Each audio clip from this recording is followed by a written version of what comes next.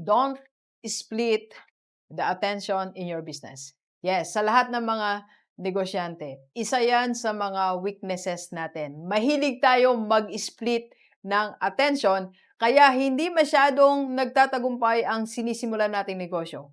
Paano ba ang split ng attention? For example, nag-start ka ng business mo ngayon. So, running siya 3 months. Then, all of a sudden, may nakita tayong isang opportunity. Nag-start ka ng panibagong business.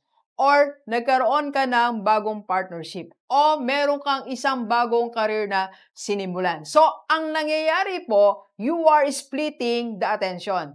You split your attention. So, ang attention mo ngayon, 50-50 na. 50 sa sinimulan mong negosyo and 50 doon sa bago mong opportunity. And of course, marami pa tayong ibang ginagawa. So, ang nangyayari, 25-25 na lang.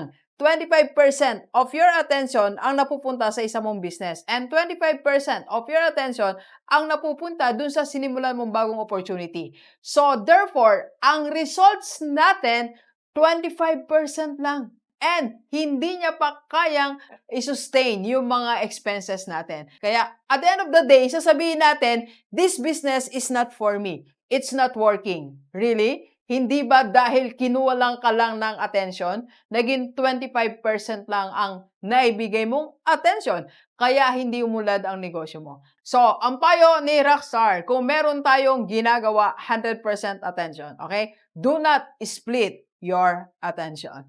Let's go, let's go. Kape po tayo.